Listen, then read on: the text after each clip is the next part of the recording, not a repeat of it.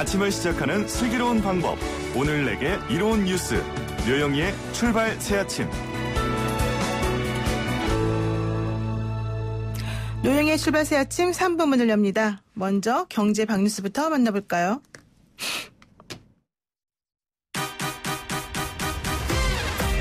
알면 대박, 모르면 쪽박. 경제 박뉴스.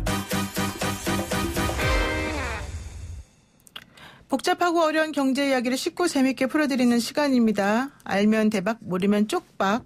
경제 박뉴스 참 좋은 경제연구소 이인철 소장 만나보겠습니다. 소장님 안녕하세요. 네, 안녕하세요. 코로나19 확산으로 올해 우리나라의 1분기 경제 성장률이 마이너스를 기록할 거다, 이런 전망이 나오네요. 그렇습니다. 점점 시간이 갈수록 우려 섞인 목소리가 커지고 있는데요. 급기야는 올 1분기 우리 경제 성장이 마이너스로 접어들 것이다라는 전망입니다. 지난해 1분기에 우리가 마이너스 0.4% 역성장했기 때문에 적어도 기저효과로 올 1분기는 플러스 성장을 기대했습니다. 하지만 예기치 않은 코로나19 확산으로 돌발 변수를 만났는데요. 파장은 1분기에 그치지 않고 최악의 경우 상반기 내내 타격이 우려된다라는 겁니다.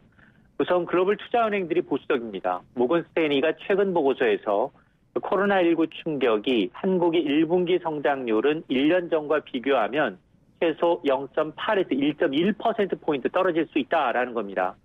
지난해 1분기가 마이너스 0.4였으니까 이보다 더 성장률이 떨어질 수 있다라는 전망이고요. 이 역시도 코로나19가 2월과 3월 중 정점을 찍은 뒤에 정상화하는 최선의 시나리오를 전제한 추정치입니다. JP모건은 코로나19 영향으로 한국 경제가 1분기에 전기 대비 마이너스 0.3% 역성장할 것으로 예상을 했고요. 앞서 현대경제연구원도 메르스 사태처럼 국내로 이 코로나19가 크게 확산되는 시나리오를 가정할 경우 1분기 성장률 하락 효과는 0.6에서 0.7%포인트 감소할 수 있다라고 추정을 했습니다. 네, 그랬군요. 지금 경제 전망이 잘 안 풀리는 만큼 결국 경제 축인 기업들도 힘들다, 이런 얘기 나올 수밖에 없는데요. 국내 기업 10곳 중 6곳이 코로나19로 인해서 여러 가지 경영 악화를 우려한다, 이런 조사도 있었습니까? 그렇습니다. 전국경제인사나 한국경제연구원에 따르면 매출액 상위 이 1000대 기업을 대상으로 설문조사한 결과입니다. 응답 기업의 절반이 넘는 61.8%가 코로나19가 경영에 악영향을 초래할 것이다 라고 답변을 한 겁니다. 특히 이제 중국의 생산시설을 보유하고 있는 기업 가운데는 84%가 악영향을 우려했습니다. 기업들은 또 과거 이 사스나 메르스 때처럼 현 상황이 6개월 넘게 지속될 경우 올해 매출액, 수출액, 대중국 수출액 모두 두 자릿수 내외로 급감할 것으로 우려를 하고 있습니다. 사태가 장기화될수록 업종별 매출액 감소율도 심화되는데요. 자동차 부품, 석유 제품, 일반 기계 순으로 높은 것으로 나타났습니다.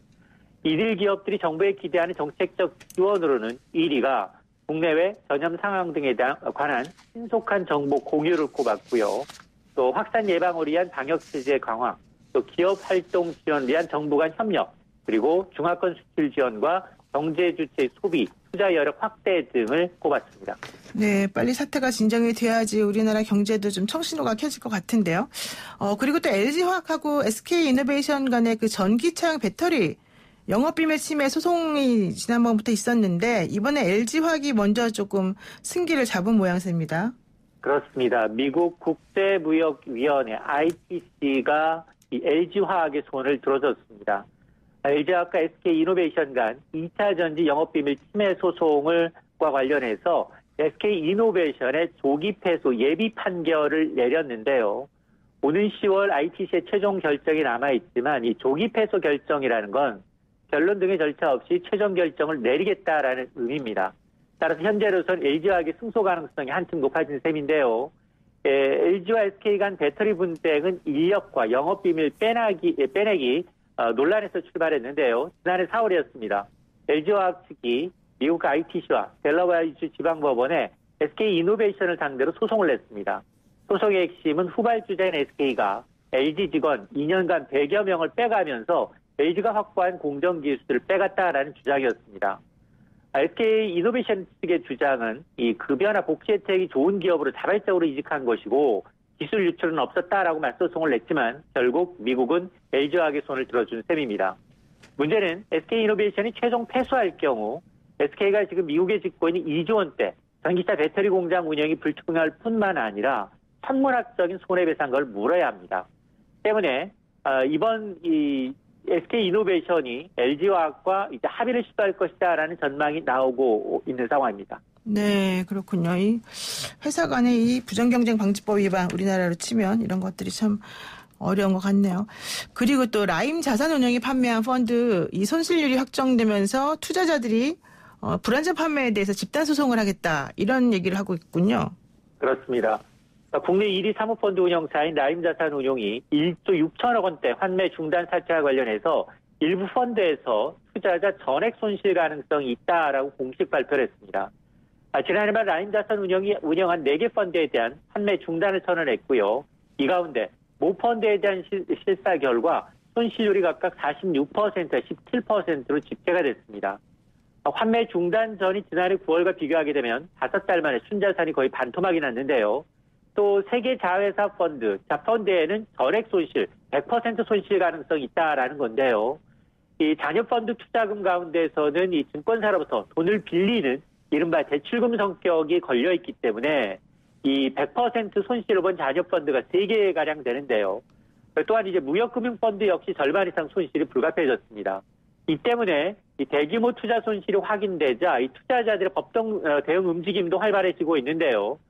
직접 이 법무사를 통한 법무법인을 통한 이제 이 소송을 진행하고 있는가 하면 그리고 현재 추가 고소 외에 펀드 계약 자체를 취소해달라라는 민사소송까지 준비 중입니다. 여기에다 이제 금융감독원이 라임자산운용 펀드에 대한 이 불안전 판매 문제에 대한 현장 조사에 착수했기 때문에 이 문제가 더 불거질 가능성이 높아졌습니다. 그렇군요. 네, 오늘 말씀 여기까지 듣겠습니다. 고맙습니다. 네, 감사합니다. 네, 지금까지 참 좋은 경제연구소 이인철 소장이었습니다.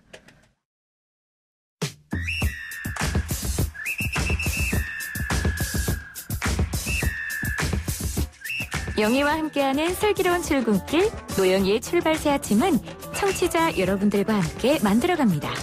짧은 문자 50원, 긴 문자 100원의 유료 문자 샵 0945, 우물정 0945로 문자 보내주시거나 유튜브 보이는 라디오 댓글창, YTN 라디오 어플리케이션 예스를 통해 여러분의 목소리를 들려주세요. FM 94.5MHz YTN 라디오 노영희의 출발 새 아침.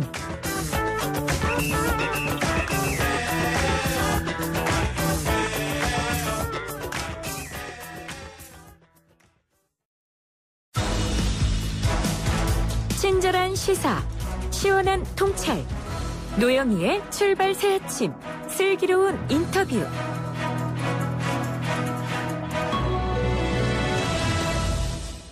김정은 국무위원장이 부친인 김정일 전 국방위원장 생일인 이른바 광명성절을 맞아서 22일 만에 모습을 드러내고 금수산 태양궁전을 참배했습니다. 그런데 그동안에 이런 모습이 보이지 않았던 것과 관련해서 아마도 코로나19 때문이 아니냐 이런 얘기 나왔고요. 대규모 경축 행사가 좀 자제된 것으로 얘기가 되고 있죠. 코로나19로 국가 비상 방역 체계가 선포된 북한의 상황, 그리고 최근 잠잠했던 북한의 움직임을 한번 전문가 모시고 얘기 나눠보겠습니다. 장철훈 통일연구원 부연구위원 나와계십니다. 안녕하세요. 안녕하세요. 네, 박사님 요즘에 북한하고 이슈가 좀 많아가지고 많이 바쁘셨을 것 같은데 네. 이 코로나19 사태가 터지고선 사실 북한 소식을 좀 많이 못 들었어요, 저희가. 아무래도 코로나 사태가 훨씬 더 중요하기 때문에. 그랬군요.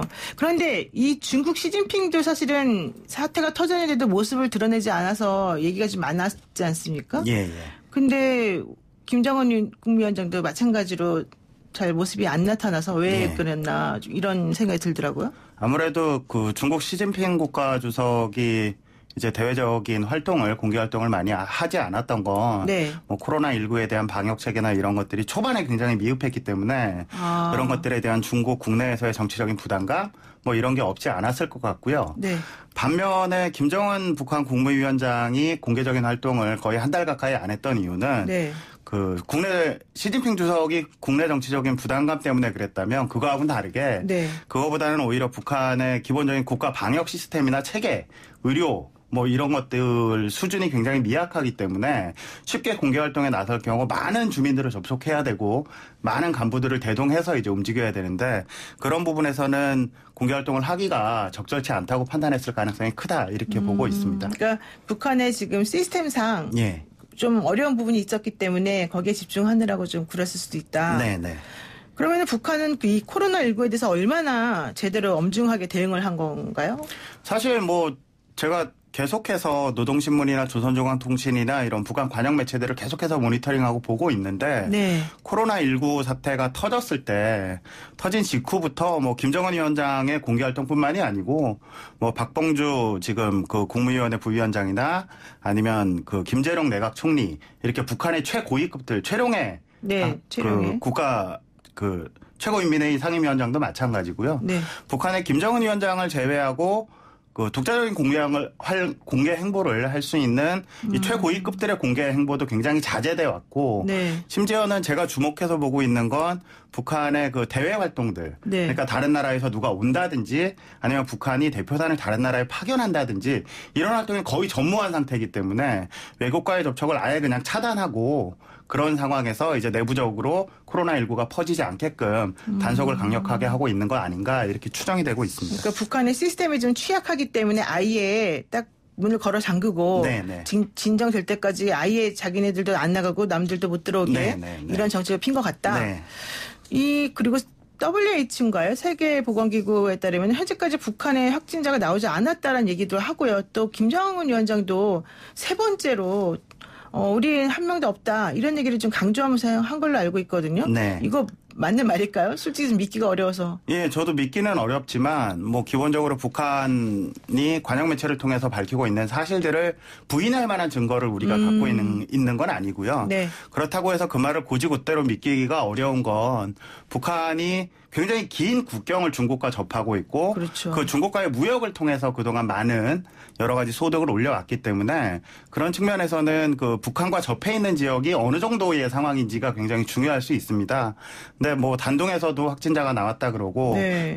북한과 굉장히 밀접하게 관련을 갖고 있는 중국의 동북 삼성 지역, 뭐 흑룡강성 쪽은 네. 훨씬 더 많이 나왔다는 그런 얘기들을 봤을 때 중국에도 확진자가 있을 것 같기는 한데 있다 없다를 단언하기는 조금 어려운 상황이다 이렇게 말씀드릴 수 있을 것 같습니다.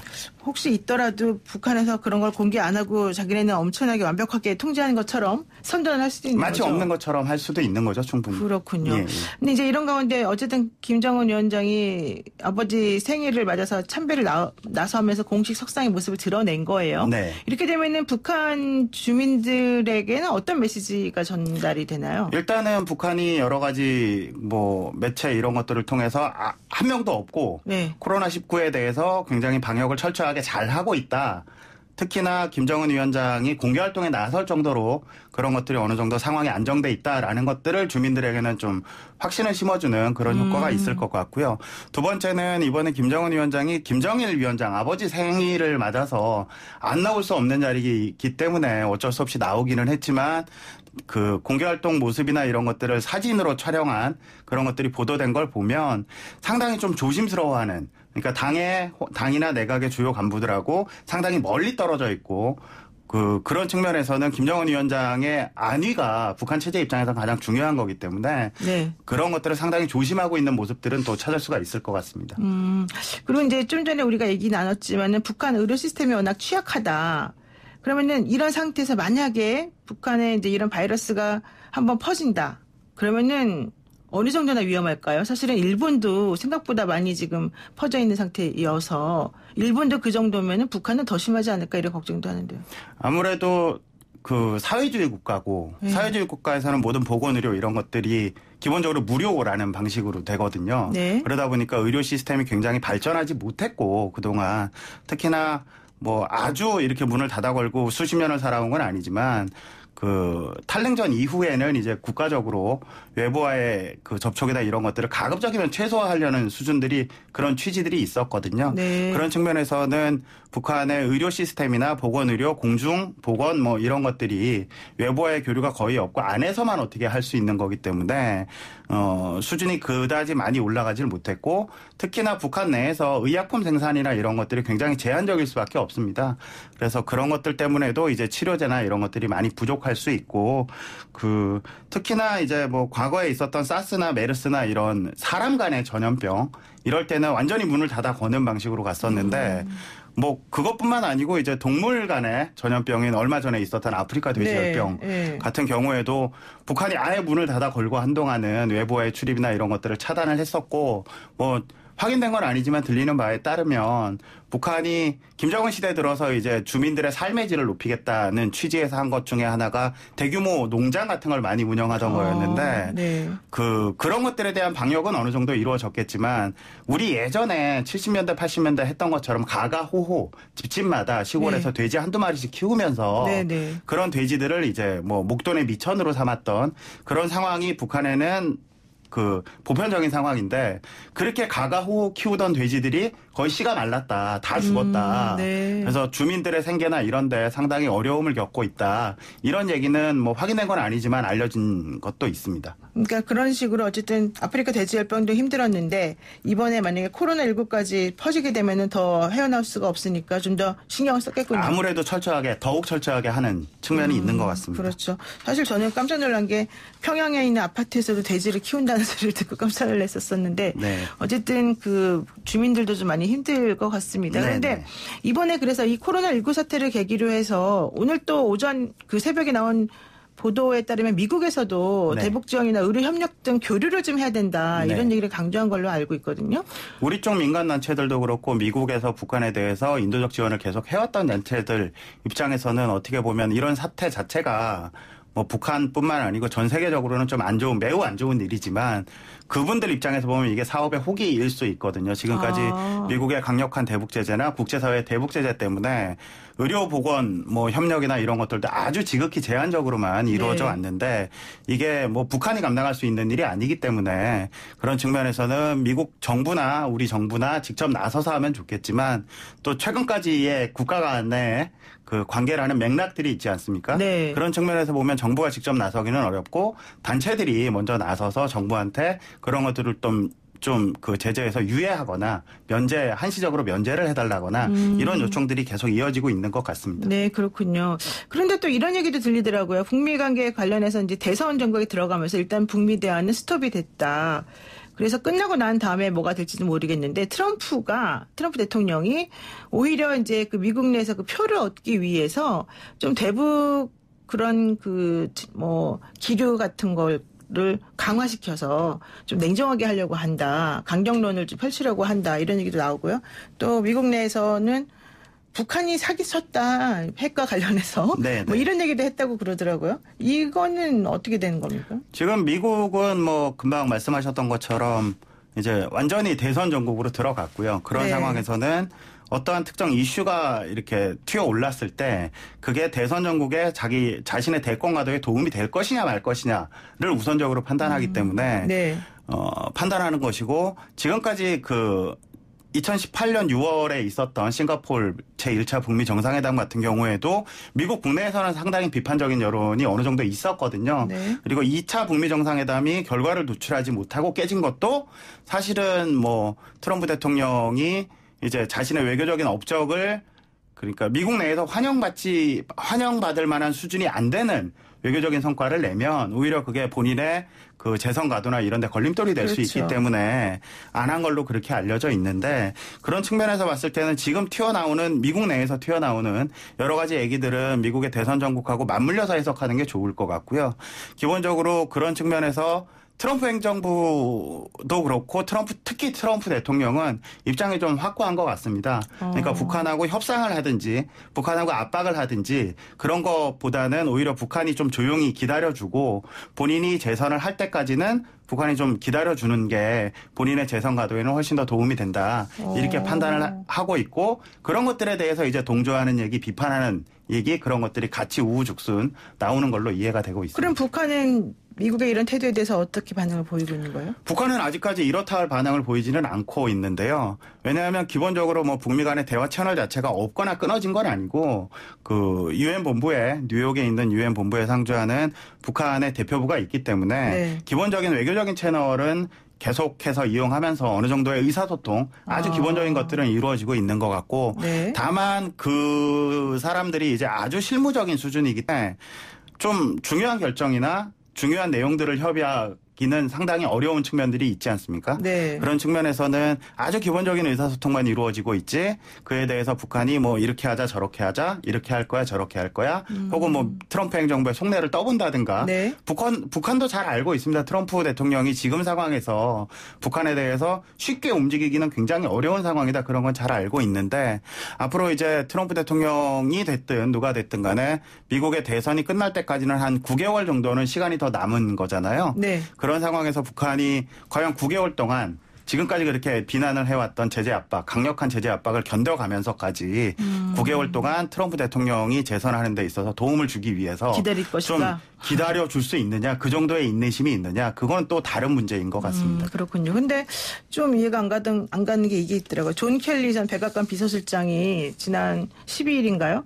도널드 트럼프 행정부 대북 정책은 엉터리다. 이거 북한이 우리를 가지고 노는 건데 거기에 춤을 췄다 뭐 이런 얘기를 했단 말이에요. 이게 무슨 근거에 의해서 이런 말이 나오는 거예요? 아무래도 그 1차 북미 정상회담 싱가포르에서 있었던 그때 직접 배석하고 확대 정상회의까지 참여를 했던 네, 사람이기 그렇죠. 때문에 네. 그런 말이 아예 근거 없는 말이다. 이렇게 치부하긴 좀 어려울 것 같지만 지금 존 켈리 비서실장이 이제 백악관을 나갈 때 트럼프 대통령하고 갈등이 굉장히 그렇죠. 많아서 안 좋게 나갔잖아요. 네. 그런 측면에서는 존 볼턴 전 국가안보 부장관도 역시 마찬가지 형국인 거고 그러니까 지금 트럼프 대통령이 대선 가도를 달리고 어떻게 보면 이제 미국 국내 정치 측면에서 보면 트럼프 대통령이 일정하게 유리한 고지를 아무래도 현직이고 하기 때문에 유리한 고지들이 있는데 자기들이 밖에 나와서 뭐 할 수 있는 말이 사실 안 좋게 나온 사람들이 좋은 얘기를 할 수 있는 건 아니기 때문에 그렇죠. 그런 맥락에서도 좀 이해할 필요가 있다 이렇게 생각이 됩니다. 그러니까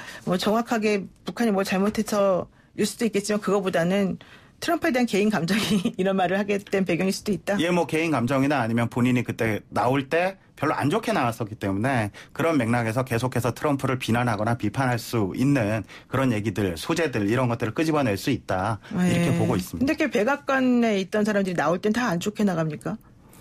그건 뭐 미국 국내 정치 상황이기 때문에 제가 자세하게 알지는 못하지만 아무래도 트럼프 대통령 개인적인 그 취향, 특성, 기질 이런 것들이 많이 반영된 거 아닐까 싶어요. 네, 그렇군요.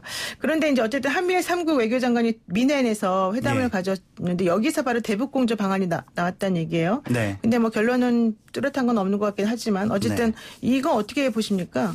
현재 상황에 대해서 한국과 미국과 일본의 외무장관들이 만나서 현재 상황에 대한 평가 같은 것들을 공유를 하고 뭐 굳이 만나지는 않더라도 양쪽이 워낙 이제 뭐 한미동맹, 미일동맹 이런 것들, 한미일 삼각공조체제 이런 것들을 통해서 기존에 충분하게 협의가 돼 왔던 것들에 대해서 조금 이렇게 외교장관 수준에서 다시 한번 확인을 했다는 의미는 있을 것 같고요. 그런 과정에서 우리 정부가 이제 문재인 대통령께서 올해 초부터 계속해서 북한에 대한 좀 적극적인 뭐 개별 관광이라든가 이런 것들을 추진할 의사를 밝히고 있었기 때문에 그런 것들에 대해서 지속적으로 우리 정부는 미국의 필요성을 설명하고 중요성이나 필요성을 설명하고 앞으로 이렇게 추진해 나가겠다. 그리고 그에 대해서 미국도 계속해서 이렇게 협조하겠다라는 의사를 밝혔기 때문에 그런 것들을 다시 한번 확인하는 자리가 되지 않았을까 이렇게 생각하고 있습니다. 네, 제가 이제 마지막으로 하나만 이거는 사실 우리 오늘 주제하고 좀 상관없습니다만은 요즘에 인기 있는 드라마 중에 사랑의 불시착이라는 드라마가 있어요. 어제 끝났습니다. 아 그래요? 그거 보셨군요. 근데 거기 나와 있는 그 북한의 실상 이제 이런 게 우리는 접하지 못했던 것들이 많이 나오잖아요. 그게 현재의 북한하고 좀 어느 정도 맞습니까? 아무래도 드라마기 때문에 우리 드라마기 때문에 시청자들의 수준이 굉장히 높잖아요. 그러니까 그런 것들을 만족시키기 위해서 일정하게 과장하거나 이런 측면은 없지 않아 있다고 생각은 되는데 그게 뭐 완전히 북한의 실상을 왜곡했다거나 아니면 전혀 다르게 너무 미화했다거나 이렇게는 보고 있지는 않고요. 북한의 TV나 조선중앙TV나 이런 데 나오는 화면들도 역시 굉장히 선전하기 위해서 내보내는 측면이 강하기 때문에 좀 미화하고 잘된 것들 보여주고 이런 것들이 있는데 그런 측면들하고 해서 비교해 봤을 때 그렇게 뭐 떨어진다? 뭐 그렇게 보고 있지는 않습니다. 어느 정도 싱크로율이 좀 맞다 이렇게 보시군요. 네. 예, 알겠습니다. 오늘 말씀 여기까지 듣겠습니다. 고맙습니다. 고맙습니다. 네, 지금까지 장철은 통일연구원 부연구위원과 함께했습니다. 네, 여러분은 지금 피가 되고 살이 되는 시사의 보물 찾고 노영희의 출발사 침 듣고 계십니다. 잠시 후 돌아오겠습니다. 아침을 시작하는 슬기로운 방법. 오늘 4개 이론 뉴스 노영희의 출발 새 아침. 코로나19로 중국 우한에서 귀국해서 아산에서 격리 생활을 했던 교민들이 모두 음성 판정을 받고 퇴소했습니다. 2주간의 임시 숙소 생활은 어땠는지 또 다시 일상으로 복귀한 소감은 어떤 건지 우한 현지에서 농구 감독으로 일하다가 입국해서 격리되었던 박종천 감독의 얘기를 직접 들어보겠습니다. 감독님 안녕하세요. 네네, 안녕하십니까. 네, 지금은 이제 퇴소하셔가지고 댁에 계신 거죠?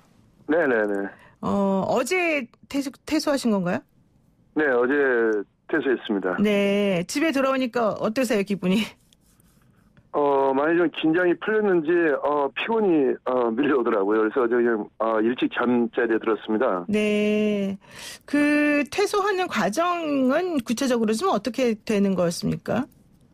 거기서 마지막, 이틀 전에 마지막, 채취 검사해서, 전체가 다 음성 판정이 났고요. 네. 확인 결과서를 받아들고, 어제 10시 정도에 이제 완전 퇴소를 했는데요. 네. 많은 주민들 어제 뭐 눈도 오고 상당히 추웠는데 그렇죠. 많은 주민들 그다음에 많은 시민들 그리고 뭐 모든 그 공무원 경찰 의료진 그 관계자들께서 뭐 환송을 해주셔서 네. 너무너무 감사하고 고맙다는 생각을 전하고 싶습니다. 아 그렇군요. 그 2주 동안 격리되시는 동안이 사실은 상당히 답답하고 힘들었을 것 같아요. 그 중에서 뭐 기억에 남는 일이 있다면 어떤 게 있을까요? 많이 답답했죠. 아니 뭐 협소하고 그러기 때문에 그렇지만은 그 안에서의 그 생활 자체가 개인들이 어떻게 이제 하느냐가 또 달려 있고 또 네. 그 중앙통제본부에서 그 심리 상담이라든가 또는 외부 대학 교수님들의 정신적인 건강 그 안내라든가 이런 것들이 많이 있었고 또 많은 국민들의 그 소원도 또 보답도 많았었고 또 어린 소녀의 그 손편지 같은 그 유문 편지도 왔고 그래서 이런 것들이 좀 어려웠던 부분을 견딜 수 있게 만들어준 어떤 응원의 그 동기가 아니었나 이렇게 생각을 하고 있습니다. 심리 상담하시는 분들도 상주하면서 이제 여러 가지 그 정서적인 안정감을 가지실 수 있도록 좀 도와주시고 그랬다는 거잖아요? 그렇습니다. 어떤 문제들을 주로 힘들어하셨는데요? 그 계시던 분들이? 아무래도 그 안이 그 밖으로 나가지를 못하기 때문에 그 한 2, 3, 4일 정도는 괜찮지만은 이게 길어질수록 일주일 또 열흘 이렇게 가면서 그 답답하고 이제 압박감이 올 수가 있거든요. 그렇죠. 저 같은 경우는 그 운동했던 사람으로서 이제 안에서 할 수 있는 여러 가지 운동을 겸해서 제가 규칙적으로 해가면서 그렇게 북해냈는데요.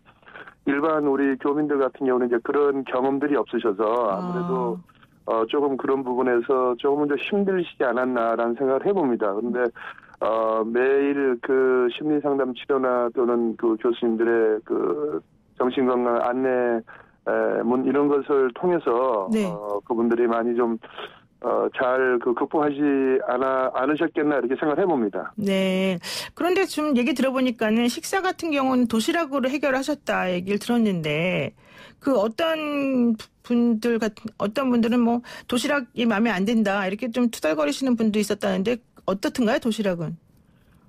도시락 자체는 그 안에 그 반찬이라든가 야채라든가 이런 게 굉장히 많이 그 준비가 돼서 나왔습니다. 그래서 네. 워낙 그 한 700명 정도 되는 분들이 식사를 다 같이 해야 되기 때문에 그래도 그 시간에 나오는데도 굉장히 밥이 좀 미지근한 상황이 상당히 많았거든요. 그럼 굉장히 빨리 갖다 준 거거든요. 네. 고맙죠. 근데 그 많은 사람들을 어떻게 집밥처럼 똑같이 할 수는 없잖아요. 그렇죠. 그래서 방 안에서 또 따뜻한 물도 나오고 그다음에 커피포트도 있고 그래서 물을 끓여서 조금씩 어려우신 분들은 또 그렇게 해서 드시고 저도 또 그렇게 해서 먹었지만은 먹는 거에 그렇게 크게 어떤 어려움이나 이런 것은 전혀 없었습니다만은 일반 분들은 그런 부분을 해보지 않았던 분들은 뭐 조금은 좀 어려움이 있지 않았겠나 하는 생각을 해봅니다. 네, 그렇군요.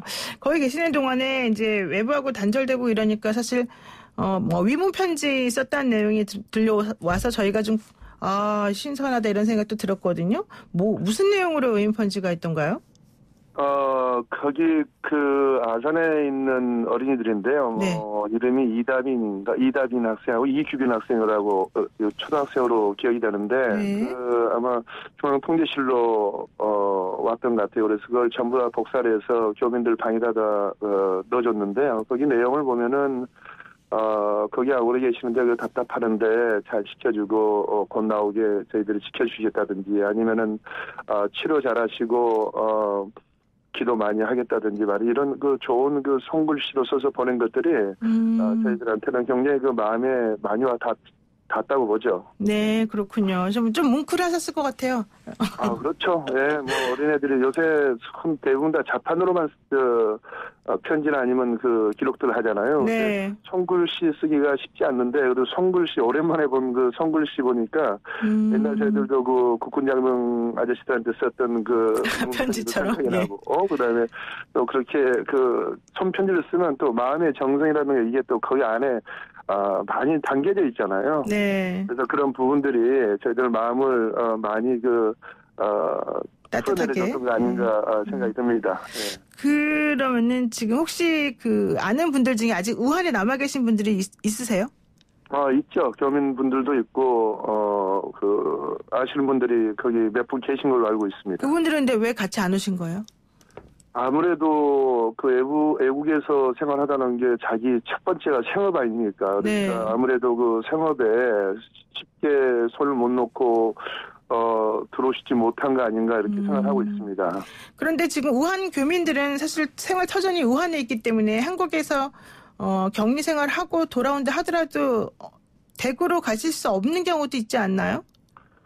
지금 상황은 그렇게 들어갈 수는 없죠. 모든 게 다 봉쇄되고 통제돼 있기 때문에. 근데 이제 그쪽에서 언제 그 부분을 다 해제시킬 건지 또 그 부분이 해제가 되면은 우리가 이제 언제 들어갈 건지 그런 것은 이제 본인들이 다들 그 판단하시지 않겠나 생각이 듭니다. 그러면은 그분들은 어쨌든 돌아가도 된다라는 얘기가 나오기 전까지는 한국의 어딘가에는 계셔야 될 텐데 그럼 뭐 친인척이 계시는 곳에 같이 거주하시고 이러는 건가요? 그렇죠. 대부분 다 그 집에 돌아가시거나 아니면은 친인척분들 집이나 아니면 또 호텔이나 이런 그 주거 지역에 가서 계시면서 아마 그 생업하신 분들 그리고 무역하신 분들 이런 분들은 재택 그러니까 자기 집에서 그 일을 하면서 그 우한의 상황을 지켜보고 계시지 않겠나 생각이 듭니다. 네. 그리고 또 이번에 이런 얘기도 들리더라고요. 처음으로 국가가 있다는 것을 느꼈다. 참 고마웠다. 우리를 우한에서 탈출시켜줘서 뭐 이런 얘기를 했다는데 그런 마음을 가지시는 분들이 많으시던가요? 당연하죠. 저도 뭐 운동선수로서 그 시상대에 그 서보고 금메달도 따보고 그다음에 뭐 국가에 대한 소중함도 알고 감격의 눈물도 흘려본 적도 있는데요. 네.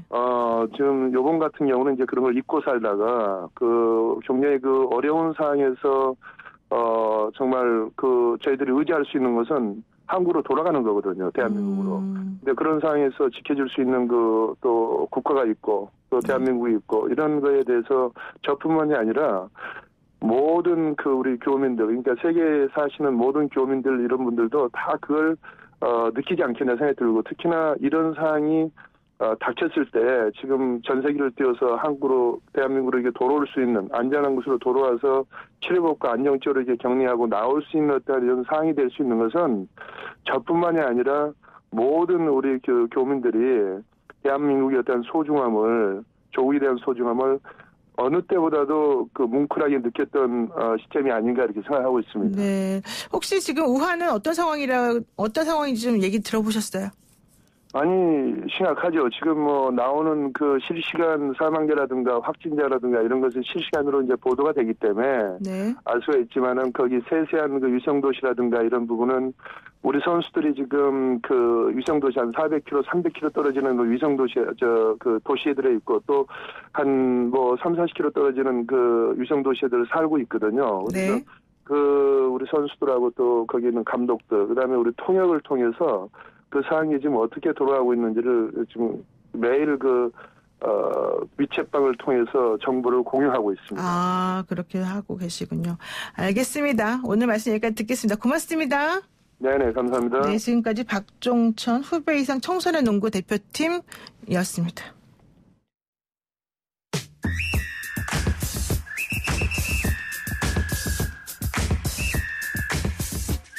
영희와 함께하는 슬기로운 출근길, 노영희의 출발 새 아침은 청취자 여러분들과 함께 만들어갑니다. 짧은 문자 50원, 긴 문자 100원의 유료 문자 샵 0945, 우물정 0945로 문자 보내주시거나 유튜브 보이는 라디오 댓글창, YTN 라디오 어플리케이션 예스를 통해 여러분의 목소리를 들려주세요. FM 94.5MHz YTN 라디오 노영희의 출발 새 아침.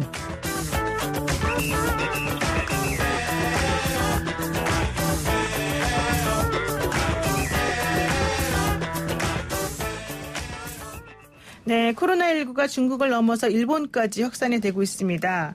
지리적으로 가까운 그 사이에는 우리로서도 불안감이 커질 수밖에 없는데요. 그런 가운데 어제 감염 경로가 불분명한 코로나19 그 29번째 확진자가 발생했다는 아주 불안한 소식이 전해졌습니다. 특히 이분은 뭐 해외 여행력도 없으시다고 하고 또 확진자와 접촉했을 가능성도 별로 없다 이렇게 얘기가 나오고 있어서 이렇게 되면은 우리 그동안에 방역 당국이 계속해서 해왔던 그 관리 이것하고는 시스템이 완전히 달라져야 되는 거 아니냐. 그리고 왜 갑자기 우리나라 국내에서 이런 식의 발병이 나는 것일까. 이런 불안함이 사실 우리를 지금 괴롭히고 있는데요. 앞으로 어떻게 이 사태를 막을 수 있을지 전문가 모시고 한번 이야기 나눠보겠습니다.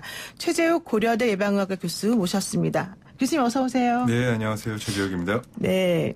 지금 이제 좀 전에 저도 말했지만은 이 코로나19 관련해서 29번째 확진자 그 82살의 남성으로 알려졌는데요. 이분은 해외여행 한 적도 없다 그러고 또 확진자랑 접촉한 것 같지도 않다 그러는데요. 이게 어떻게 감염이 됐다고 보세요? 네, 뭐 이 점이 바로 지역사회 감염의 전형적인 하나의 형태고요. 네.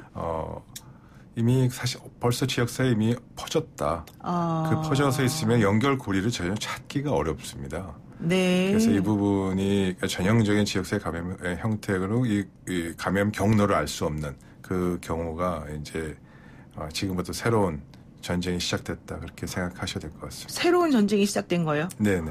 그 사실 저희가 깜짝 놀랐던 게 일본에서도 그 고령자 한 분이 뭐 이상하다 해가지고 병원 가셨다가 검사하시고 결과 나오기 전에 돌아가신 다음에 확진이 된 사례도 있었지 않습니까? 그때도 그분도 역시 마찬가지로 전혀 해외여행도 안 갔고 뭐 이랬다는 얘기였고 확진자하고도 만나지도 않은 것 같다 이런 얘기였는데 이렇게 된다면은 지역사회에 퍼지면은 어떻게 우리가 나가지도 못하고 그냥 집에만 있어야 되는 거예요? 그렇진 않고요. 네. 이제 감염 관리 방식이 두 가지가 있습니다. 네. 해외 신종병의 경우는 네. 입국자 차단이 제일 중요하겠죠. 네네. 그 입국자 중에서 확진자 찾아서 거기서부터 접촉자를 찾고 그리고 계속 그 그물을 계속 좁혀가는 방식이 그렇죠. 있는데 네. 이제 이거는 뭐 당연히 기본적인 거고요. 근데 그 입국자가 이 차단이 실패하면 결국 지역사회에 어딘가 계실 거 아니에요? 네. 그분이 감염이 되면 1차, 2차, 3차 경로를 두세 번 건너가게 되면 감염 경로를 확인할 수 없습니다. 그래서 이런 경우에 감염 관리 방식이 전혀 180도 달라져야 되고요. 네. 그래서 지역사회에서 넓게 감시망을 피고 예. 거기서 그 감시망에서 이제 환자를 조기 진단하고 조기 감시해서 걸러내는 그런 방식으로 바꿔야 됩니다. 즉, 뭐 쉽게 생각하시면 여러분 그 시청자께서 이제 독감 걸리시면 네네. 병원에 가서 독감 검사 바로 하잖아요. 네. 그리고 바로 치료받고 이제 신고하고 합니다. 그런 형태로 일선 의료기관, 의원급 포함한 의료기관에서 독감 감시 체계와 동일한 이름만 바꾸면 됩니다. 코로나 감시 체계, 코로나 진단 이렇게 해서 이 전국적인 의료기관이 동원이 돼서 감시 체계로 조기 진단으로 가야 됩니다. 그러니까 지금 정부에서 이런 상황이 나오니까 의사 선생님들께서 좀 진찰을 먼저 해보시고 의심이 되면 일단은 진단을 받아볼 수 있는 시스템을 직접적으로 하겠다 이런 얘기 나온 것 같거든요. 네. 그런 정책은 그럼 맞는 거네요. 네, 당연히 맞는데 네. 매우 늦은 거죠. 실기한 늦은 겁니다. 거예요? 굉장히 실기한 겁니다. 이 부분에 대해서 의료계가 여러 차례 우려를 표했고 관계 당국과 뭐 심지어는 이제 잘 안 되니까 언론에까지 나가서 네. 많은 얘기를 했습니다. 이 부분 빨리 조기에 대책을 수립해야 되고 네. 왜 빨리 의료기관에 이런 경우에 대해서 어떻게 하면 되느냐, 어떻게 지침을 하느냐 의료계랑 상의해서 논의하자는데 사실 이 부분이 전혀 논의가 안 됐고요. 네. 뭐 아시다시피 뭐 지난 일주일간 환자가 안 생긴다, 문제 없을 것 같다, 종식될 것 같다, 뭐 이런 낙관적인 전망까지 자꾸 얘기하면서 네. 거의 일주일 열흘 정도 시간을 허비한 것 같습니다. 그러니까 그때 당시에 제가 기억이 나는 게 의사 선생님들께서는 후베이성에서 오는 사람들뿐만 아니라 중국 전역에서 오는 사람들에 대해서 다 이렇게 좀 확인을 해야 된다. 그렇게 입국 제한도 조금 시키고 이런 조치를 해야 된다고 건의를 했는데 이게 좀 안 받아들여졌다. 네. 그래서 좀 안타깝다 이런 말씀들을 사실 하셨거든요. 선생님 그 바로 지금 그 얘기를 하시는 아닙니다. 거예요? 다릅니다. 또 다른 얘기예요? 아예 다릅니다. 그러니까 지금 말씀하신 후베이성 이외에 입국 제한을 확대하자는 거는 네. 바로 이런 지역사회 감염원이 네. 확인되지 않은 감염원이 있을 수 있으니까 그거를 막자는 거였고요. 네, 그렇죠. 근데 그게 실패했잖아요. 네. 그래서 결국 지역사회에서 감염이 지금 돌아가고 있는데 그러면 어쩔 수 없다. 그럼 지역사회 감염이 지금 된다고 있다. 그럼 네. 그다음에 그럼 이걸 막기 위해서 그럼 뭘 해야 되느냐? 네. 아까 했는데 독감 감시 체계처럼 지역사회 진단 감시 체계로 감시 체계를 변경해야 되고 네. 그렇게 이제 빨리 조치를 하자라고 했는데 그 역시 또 실기한 겁니다.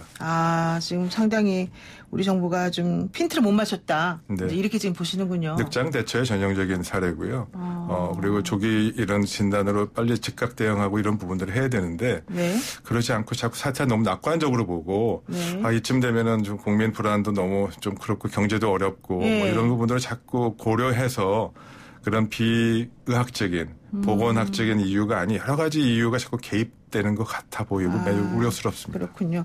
근데 사실 또 한편에서는 우리가 그래도 다른 나라들보다는 대처를 잘하고 있는 건데 뭐 더 이상 어떻게 하란 말이냐 뭐 이런 얘기도 사실 하는 분이 있더라고요. 전혀 그렇지 않습니다. 전혀 그렇지 않아요. 전혀 그렇지 않습니다. 다른 나라보다 뭐 좋아졌다는 얘기가 결국 확진자가 안 나오니까 좋아졌다는 얘기인데 그거는 지역사회 진단에 대한 검사에 대한 진단 안 해서 그런 거거든요. 그래서 그건 숫자 노름이 불과할 수도 있고 그래서 숫자 현혹되지 말고 네. 지역사회 진단 감염에 대한 부분을 확인하는 절차와 그 어기 숫자를 알기 전에 낙관하지 말아야 된다는 얘기 여러 차례 의료계가 이 얘기를 했고요. 네. 지금 이제 한 환자가 나온 거 아닙니까? 네. 그래서 이 부분이 확인이 돼봐야 알 수 있는 문제인데 이 문제 굉장히 아쉽고요. 왜 이렇게 자꾸 낙관적으로 생각하고 경제 문제 중요합니다. 그리고 또 뭐 여러 가지 국민의 불안감 이런 것도 중요합니다. 네네. 그렇다고 해서 눈앞에 있는 현실을 외면하고 그 부분을 다른 이유로 외면한다면 결국 중국의 사태는 뭐가 다르겠습니까? 그러니까 자꾸 이제 덮어버리려고만 하면 안 된다 이런 얘기시군요. 네네. 지금 또 이런 얘기가 있어요. 이번에 확진이 되신 분이 고령 환자시잖아요. 네네. 고령 환자들이 면역력이 약해서 더 취약하다. 네네. 그러면은 지금 젊은 분들이나 초기 증상을 보이는 분들은 그래도 치료가 잘 돼서 퇴원도 하실 수 있겠지만 이제 이렇게 연세 있으신 분들은 어떻게 되는 거예요? 더 위험한 건가요? 당연히 우려할 수 있는 부분이고요. 이제 그래서 의료계에도 여러 차례 공고문 내는 것처럼 지금 건강 취약자, 노인 고령자, 그다음에 아이분들, 그다음에 혹시 폐질환이 있으신 분들 기존에 이런 분들은 당연히 이 코로나 이 감염증이 되면 훨씬 더 취약하고 악화될 수 있기 때문에 네. 이분은 이제 우려를 집중 관리를 해야 되겠네요. 해야 되죠. 예. 그리고 또 이런 오늘 얘기 나온 것 중에 하나가 이 바이러스가 사실은 중국의 무슨 실험실에서 나온 거더라. 그냥 뭐 우한에 있는 그 시장에서 박쥐를 먹어서라기보다는 이런 소식도 나오긴 했어요. 물론 정확한 건 아니지만은 그럴 가능성도 있습니까? 지금은 뭐 여러 가지를 좀 검토해봐야 될 상황이고요. 그 중국 학자가 연구 제목 자체가 어디가 바이러스의 원인일까라는 여러 가지 가설을 소개한 겁니다. 아직 확정되거나 에비던스, 즉 과학적 증거가 아직 명확하게 밝혀진 건 아니기 때문에 그 점에 대해서는 좀 명확히 단정하기는 어렵고요. 다만 그러한 가능성을 고려해서 선제적으로 검토할 필요는 있겠다. 지금 현재 입장이 바람직할 것 같습니다. 그런데 그 논문을 썼던 사람이 실종됐다고 그러더라고요. 중국에 계속 그런 식으로 차단하는 겁니까 그러면? 그렇게 보이고 있네요. 안타깝게도. 그렇게 되면 또 우리한테까지 다 영향을 미치니까 사실은 상당히 문제가 있을 수 있는 거죠. 네, 왜냐하면 결국 전 세계 지금 코로나 바이러스 확진자 99%가 여전히 중국이고요. 거기서 가라앉지 않으면 거기서 새롭게 유입될 가능성은 여전히 있기 때문에 그 점 매우 중요한 부분입니다. 그렇군요. 그런데 이제 어쨌든 그래서 지금 코로나19 공포가 확산이 되면서 결국 학교 졸업식도 취소되고 계약도 연기되고 그러거든요. 이거 어떻게 보세요? 이런 조치 잘하는 겁니까? 아니면 너무 과한 겁니까? 과하진 않다고 봅니다. 그리고 이게 일률적으로 모든 학교가 다 휴교한 건 사실 아니고, 이 학교의 상황에 맞춰서 학교장이 재량에 의해서 지금 결정된 부분입니다. 그 이유는 학교마다 중국인 유학생 숫자가 많은 곳도 있고 적은 곳도 있습니다. 그리고 또 그 학교 내에서도 학과마다 다르기 때문에 여러 가지 상황을 고려해서 일부 전체적으로 다 휴교한 건 아니고요. 상황에 맞춰서 휴교를 하거나 휴교는 제가 생각에 휴교한 적은 없는 것 같고 계약 연기가 대부분이죠. 그렇죠. 그래서 그런 부분이 적절하게 판단됐다고 봅니다. 그러니까 절대 과한 게 아니다. 네네. 이렇게 보시는군요. 또 이런 의견이 있더라고요. 전문가분들도 맨날 이렇게 약간 좀 의견이 다르신 것 같은데 마스크 사용 관련해서도 어떤 분들은 필수는 아니다. 또 어떤 분들은 오히려 집에서 써야 된다. 뭐 이런 얘기 하시는 분들인지 정확히 어떻게 해야 되는 겁니까? 그 부분에 좀 혼선이 있었던 부분은 저도 전문가인 사람으로서 되게 국민들에게 죄송하다 말씀드리고요. 초기 단계에서 명확하게 나갔어야 되는데 세상에 이분법적인 게 어디 있겠습니까? 마스크를 써야 될 상황과 써야 되지 않을 상황을 정확히 알려드리고 상세하게 설명드렸어야 되는데 무조건 마스크는 써야 된다. 쓰면은 뭐 정표품을 써야 된다. 이런 단순한 메시지만 말씀드린 것 같습니다. 정확하게 말씀드리면 지역 정상 성인이 즉 그러니까 아까 말한 노인이나 폐질환이나 이런 분이 아니신 정상 성인이 지역 사회 즉 일상생활 동네에서의 생활할 때는 굳이 마스크를 쓰진 않아도 된다. 그러니까 의학적 권고고요. 이 또한 이 마스크라는 건 개인 생활용품이기 때문에 이 또한 본인의 건강 상태 본인이 제일 잘 아시잖아요. 본인이 불편하다고 생각하면 마스크를 쓸 수 있겠다. 그러나 의학적 보건학적으로는 그런 상황이다. 다만 오히려 그것 더 중요한 건 써야 될 상황을 정확하게 알려드리는 게 중요하겠죠. 언제 써야 됩니까? 첫 번째가 환자의 동선이 공개된 곳이나 지역사회의 특정 어떤 동네나 마을에 지역사회 오염이 있을 것이라고 질본이 공개한 곳이나 그런 곳은 당연히 출입할 때 써야 되겠죠. 물론 공기 중에 떠돌아다니니까요. 공기 중에 떠다닐 수도 있고 또 환자에 접촉한 것도 있고 여러 가지 상황이 있기 때문에 그러고요. 그 다음에 본인 질병이 있으신 분.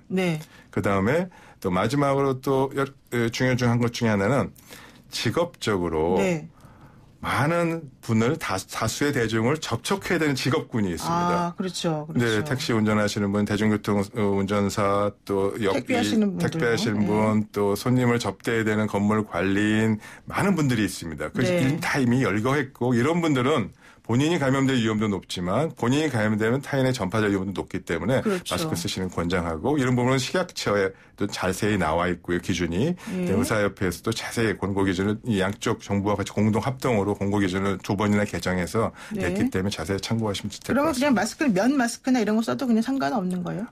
지금 현재 의학적 공고하는 거는 식약처 기준 KF80이고요. 그 정도가 효과가 좋겠다라는 거고요. 그 이상 9499는 쓸 필요는 없다는 거고요. 그건 의료기관에 쓰는 거고요. 면 마스크는 사실 효과는 굉장히 떨어집니다. 그래서 그거는 사실 권고하지는 않습니다. 그럼 KF80 그 마스크는 빨아서 써도 돼요? 안 됩니다. 안 돼요? 네. 그럼 한 번 쓰고 버려야 돼요? 버려야 됩니다. 근데 다른 의사 선생님들께서는 또 뭐 일주일 괜찮다 이렇게 얘기하시던데 그것도 정말 안 되는 거예요?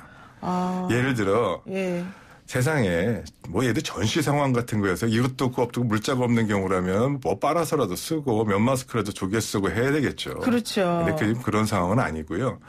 구할 수 있는 상황이면 당연히 그게 바람직하다는 거고 뭐 세상의 가정을 그렇게 얘기하면 뭐 안 될 일이 뭐가 있겠습니까? 예, 권고 기준은 권고 기준입니다. 그렇군요. 지금 8328 쓰신 우리 애청자분께서요. 이 증상이 독감하고 비슷하다고 그러던데 네네. 개인이 독감하고 이것의 차이를 어떻게 구분합니까? 이러는 구분하기 어렵습니다. 그럼 어떻게? 또 의료기관도 구분하기 어렵습니다. 예, 그러면은 그래서 네. 독감 걸리시면 이미 개인 의원이나 이런 데 가시면은 바로 그 자리에 독감 검사할 수 있습니다. 네. 그런 것처럼 그 코로나 바이러스 독감 검사 키트도 바로 지금 만들어서 전국 일선 의료기관에 보급하고 혹은 뭐 그 전이라도 지금은 이제 검사할 수 있으니까 시간이 좀 걸립니다만 그래서 바로 진단하고 거기서 진단 검사 결과에 따라서 필요한 조치를 취하면 될 거고요. 네. 뭐 아시다시피 그렇다고 뭐 폐렴이나 뭐 독감이 100명 있다고 해서 100명 다 현재 코로나 바이러스라고는 아니고 그중 일부만 있기 때문에 너무 그것 때문에 걱정하실 필요는 없겠습니다만 최선의 조기 진단을 하는 절차는 빨리 시작해야 될 것 같습니다. 네, 그렇군요. 그리고 지금 중국은 왜 이렇게 확진자도 많이 나오고 사망자도 많이 나왔나요?